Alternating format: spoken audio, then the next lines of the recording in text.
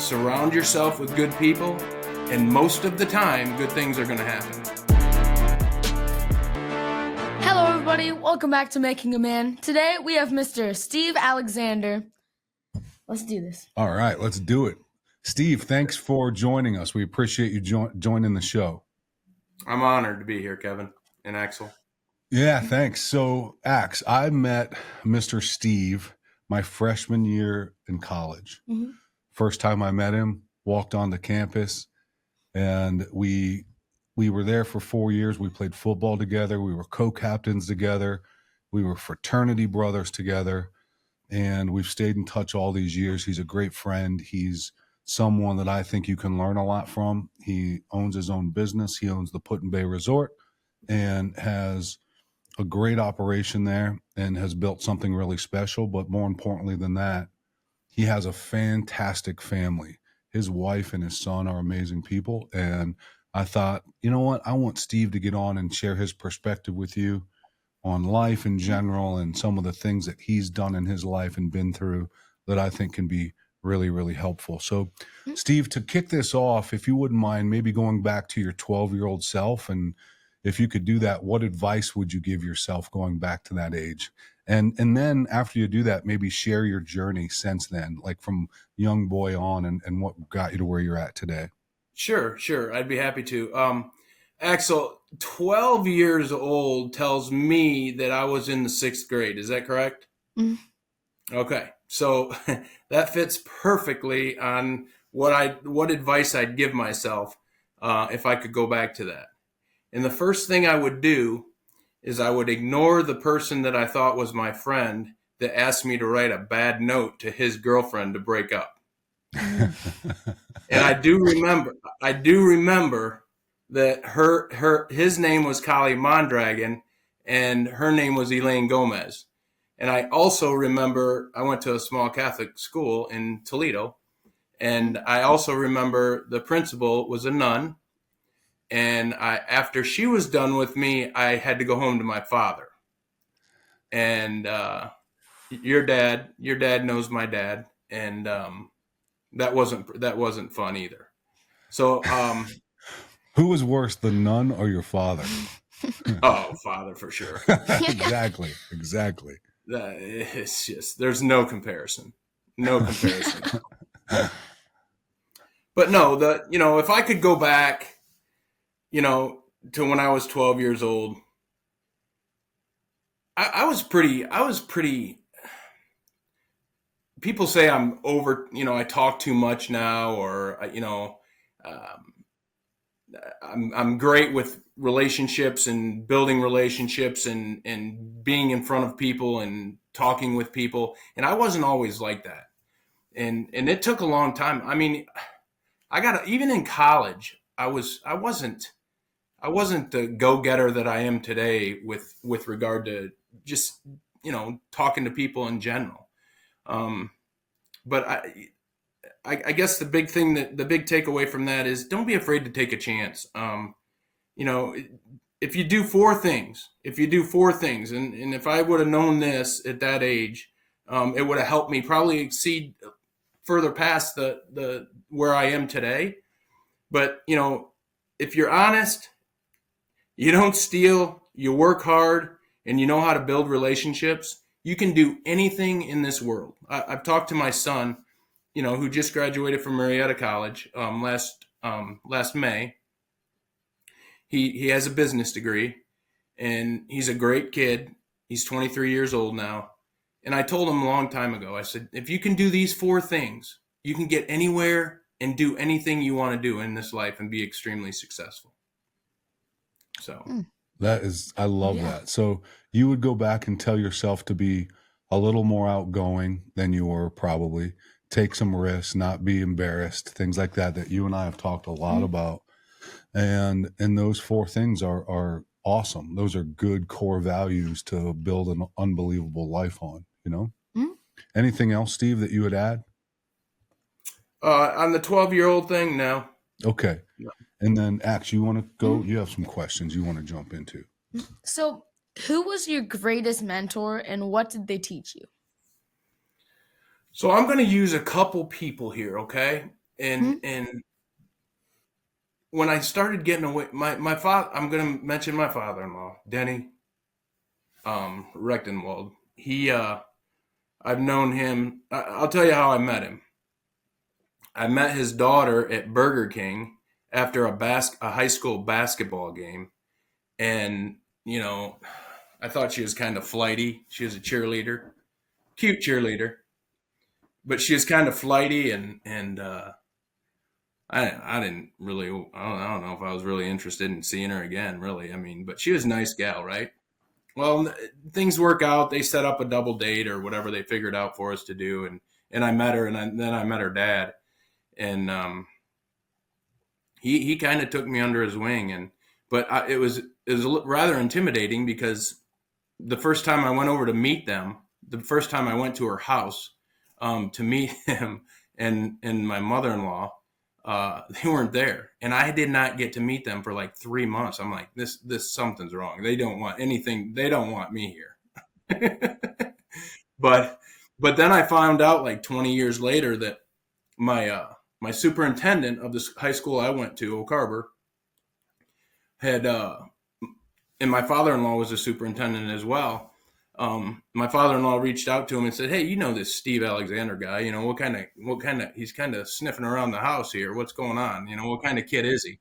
And the superintendent at the school I went to, and I wasn't a great student, and I didn't. That's another thing. Work hard in school. I did not do that. Your father, he did. He did. When I was out partying, he was studying. But the superintendent took a chance, I guess, a little bit, and he said, "No, I think if I had my daughter to date somebody or to be around, Steve would be the guy." So that was kind of neat. And from there, my father-in-law being a superintendent, he loves to talk, sometimes too much, and I kind of talk to him about it. He's 78 years old now and has no filter, but he still likes to talk a lot, and that kind of loosened me up, right? That kind of loosened me up from that stagnant, kind of passive guy that I was. And he introduces me. I get done with school. I get done with Ohio Wesleyan. Your dad and I graduated in '93, and I don't have a job. And I don't know how hungry I am. I'm a worker. I'm a physical, like I did farm work. I worked from the time I was like, 10 years old, really. Grocery stores, baling hay, all of that stuff. And I like to work, but I don't know if I was ready for this big step and what I want to do with my life. And I guess I still don't know I don't know what I want to do when I grow up, right? At 54 years old. Um, but I didn't have a job, but I knew that I loved his daughter and I wanted to be back close to her. And I believed at the time that she wanted me close to her as well. So I moved back home, and there was a trucking company that started out at the industrial park here in Port Clinton. And that's where I still live today, Port Clinton. And, my father-in-law knew the owner or the president and CEO of this company, a Canadian-based carrier, and he said, "Oh, my son-in-law or my daughter's boyfriend, he's looking for a job. He's a hard worker. You might want to take a chance on this guy." The guy's name's Mark Moyer. He's from Cambridge, Ontario. He's actually a U.S. citizen now, and has been since, I don't know, early 90s or whatever it might be. And this guy, he taught me everything there is to know about trucking.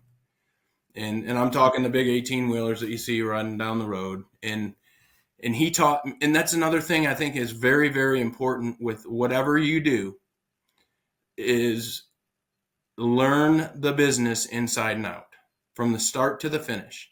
So here I am, a graduate from Ohio Wesleyan University. I think I'm pretty big stuff. I can go get a job anywhere. And my first job is dispatching trucks at Challenger Motor Freight with a couple hundred trucks at the time.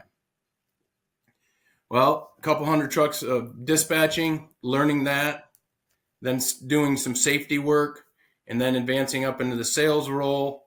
I was kind of off to the races, and I went through a couple acquisitions. I'm sure you heard that word before. Um, but went through a couple acquisitions and ended up with the largest trucking company in the United States, and that's Swift Transportation. Wow. So Mark Moyer giving me that opportunity and taking me under his wing was pretty cool.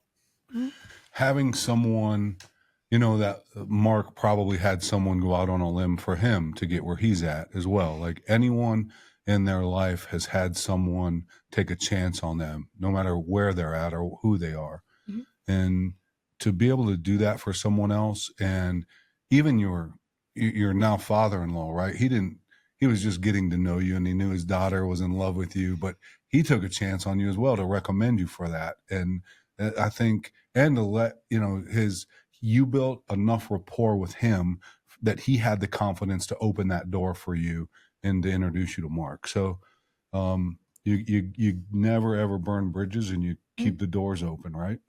It was good. I like that a lot. Anything else there, Steve? Well, it's kind of funny, and this is not on purpose, but behind my desk here, you can see a few pictures that my wife put together for me. And I'll adjust this a little bit if I can. So, Kev, you'll know some of this stuff. So I mentioned Burger King, didn't I? Mm-hmm. Yeah. That's the Burger King that I met Tiffany. And this is how creative cool. This is how creative she is. There's Selby Field next to the Burger King. Below that, that's where we played football. That's the house that Ramsire built. Yeah, right. And then below the Burger King is the hospital that Jack was born. And then the picture with the bridge is it's not the bridge that we would like it to be. We've been going to Fort Myers for many, many years, but she just kind of wanted to replicate that the best she could.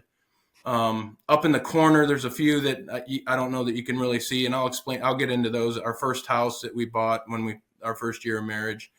Our house that we live in now that's below that 742, the church in the middle. And that's my wife's sorority house down at Miami University. Right there.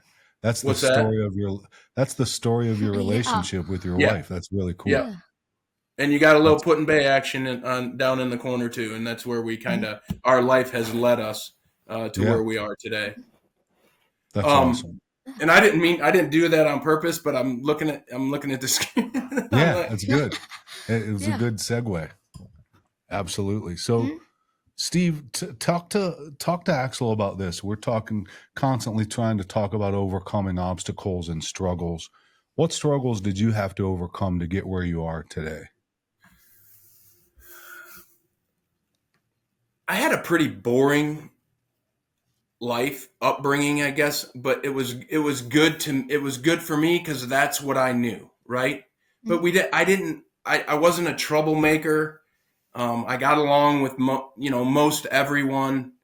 I didn't, even in college, Kev. I mean, I didn't cause. I was never that guy that I was just. By that time, I was starting to become a leader. But then I got to tell you, something got a hold of me, and I got a hold of something else, and we could talk for hours on that. But the biggest struggle I've overcome in my life is sobriety.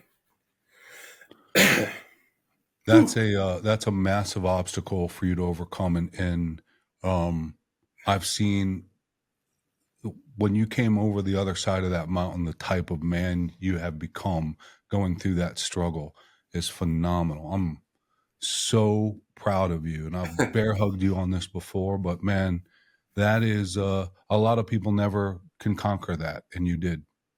And a little pat on my back. I'm a pretty strong person, and I knew I had a issue, and kudos to Tiffany, because there was a lot of people said there's no way he's gonna do what he says he's gonna do, and I did right off the rip, right out of the gate, first time, and I got it under control, and it's a powerful thing. I always thought I had it under control, and I didn't, and it was taking control of my life. The fortunate thing for me, I never had to file bankruptcy. I never, I didn't, I don't know how, but I didn't lose my wife. I didn't lose my son. Um, uh, Relationships that I hadn't had in a while became stronger.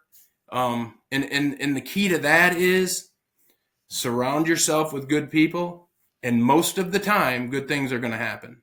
And I haven't just you're a kid. You're gonna be a teenager. You're gonna go to school. I'm more than confident. You're gonna have a great time, and just it was a struggle for me, and it beat me. It beat me, and Not I'm okay with ultimately, it. not ultimately, but it beat you for a long time, and then you Yeah, beat it back. You know. yeah, yeah. Do you know what sobriety means? Like being, Like being sober. being so, yeah. Yeah, Yeah. sobriety is when you just stop doing something because you no longer serves your purpose, right? Yeah. And I imagine, Steve, a big part of that decision was your wife and your son. Like that was the foundation that made you pivot. No doubt about it. Yeah, yeah. Well, thanks for sharing that. That is an important lesson that I don't think enough kids your age talk about. You go up and you see people having a drink or something, but sometimes that can take over someone's life and ruin it. And Steve had the foundation and discipline enough to realize he had to draw the line and stop. And his life was going to go one way or the other, and he chose the right one. It's pretty profound. Thanks for sharing that. Yeah, no problem. You want to go to another one? Yeah, two's good. Let's do that. What is the greatest lesson that you've ever learned? Ooh, this is a good one. Well, I didn't really do my homework on this one. You got me on this, Axel. The greatest lesson I've ever learned. It's probably going to be related to my mother and treating, how you treat people. Hmm. And there's no doubt about it. If you don't, if you treat people bad, you're going to get it right back. And if you treat people fairly, whether it's in business or a personal relationship, it's extremely important. And think of it this way, now I'm running a business, and all I have to do is take care of guests, being in the hospitality industry. And I challenge myself each and every time I walk into a different hotel when I'm traveling. How are these people? You don't know what other people are going through. You don't know what kind of day they're having. You don't know what kind of personal life they have, or any of that work life, and you kind of have to be cognizant of that. And I think sometimes, especially in our culture, that people forget that. And if you're not considerate of that, things are going to go south. Yeah, that's a good response. Like we talk sometimes about karma, like the way how you treat other people and the way you do things is going to come back to you tenfold. Because there's good karma and Yeah, exactly. That anything you do will come back to you tenfold. If it's good, you're going to get a lot of good. And if you're doing bad, you're going to get a lot of bad things show up in your life. And that's a good lesson. Thanks, Steve. Mm-hmm. Axel and I always talk about business and stuff like that. And he has friends, him and his buddy want to start a car washing business and wrote a business plan and everything. It's called it's Shiny Bros with a car with soap around it. Shiny Bros. And then there's two guys to the side. Yeah. And they have suits on. Yeah. Yeah. You wrote a whole plan out. But, what would you tell young people, Steve, that are like Axel that want to work for themselves someday? What are lessons that you've learned from that versus having a job and working for someone else? Well, it's funny you bring that up, because I remember a time, Kevin, that we were talking on the cell phone. We were talking on the phone, and that's back when the cell phones were probably packs, took up a quarter of or half the console. Yeah. and you were heading west from Lansing, and I was heading east from Grand Rapids. And we crossed paths at some rest area or something out in the middle of, on what is that, 69? 96, I think. 96. Yeah. I'm sorry. Yeah. I haven't been doing the truck sales in a long time. I got to get my interstates correct up in Michigan.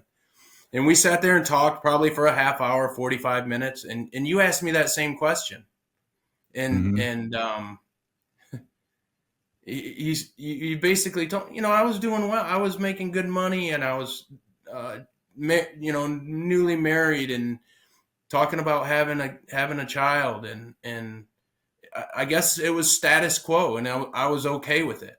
Yeah. And you came right on and told me, when are you going to stop working for somebody else and do your thing and be your guy, Yeah. your own guy. And I didn't have an answer, and it took me a long time, and it took me until I was 49 years old to take that chance and take that risk.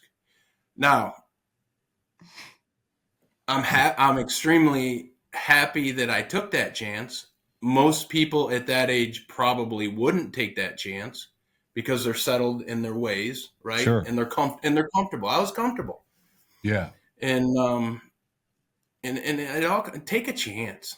Take a chance. Start the car wash. Yeah.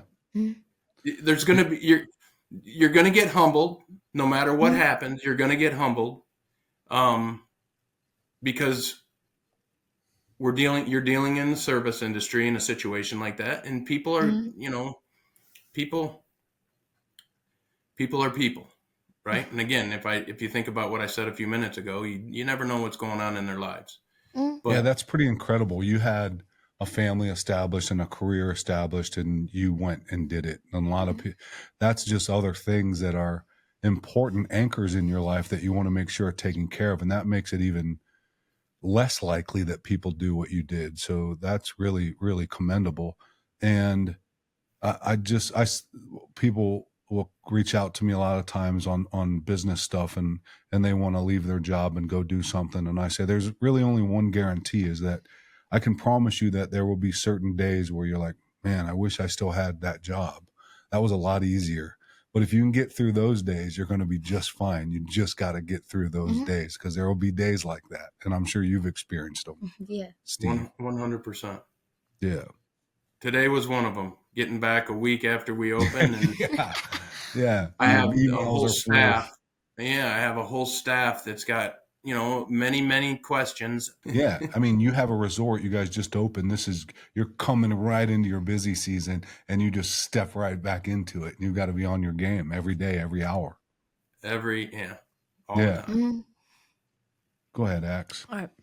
So, if you could tell me what it was like playing college football with my dad. It was a lot. It was a lot of fun. And the best part about it is I wasn't on the defending side from him coming around as a pulling guard. That's what I can promise you that. No, it was a lot of fun. We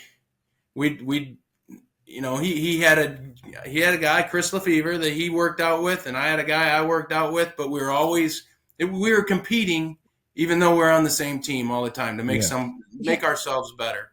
And it was one heck of an experience. And I, there was other opportunities for me, but boy, did I make the right decision on the group of people I met, the experience I had down there, and spending the time that I did with your father. He was my fraternity. I was passive. I didn't join the fraternity the first year. Yeah, that's right. I didn't think that was for me. And your dad, Kevin, was my big brother.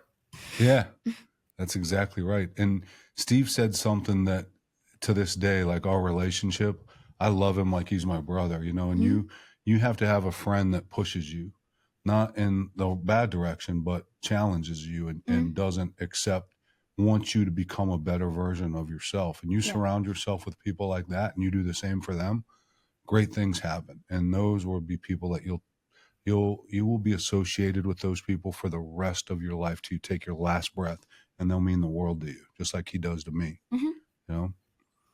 So my last question, I think Axe has one more, but I wanted to ask you a question because I think just being a father has taught me a lot of things that I never would have guessed I would learn. Are there anything that you have learned from being Jack's dad that you could share with Axel that you've learned from him? Because he teaches me a lot of things that I never would have thought. You know what I mean? Well, these iPhones, Yeah.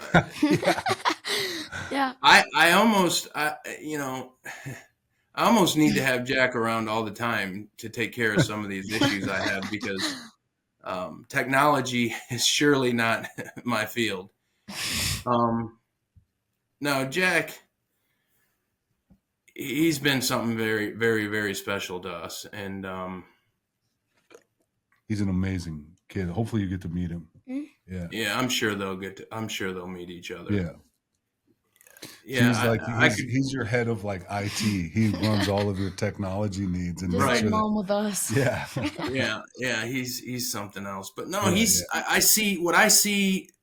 It's amazing to see what you can pull from your dad and your mom into what you're going to be. And as you get older, and again, don't ever rush, try and get older.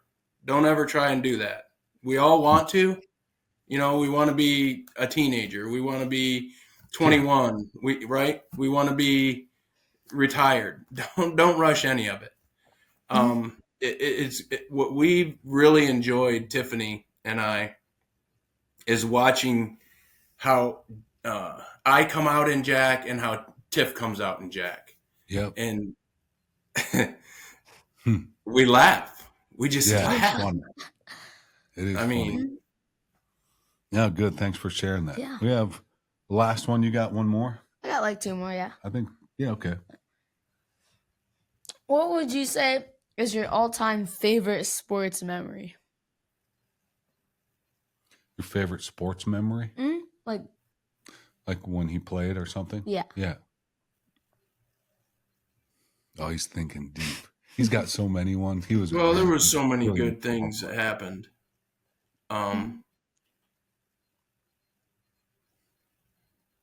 Yeah, it had to be. One of the things about you and your dad and I, we we just wanted to win, right? Yeah. And we wanted to win more than anything.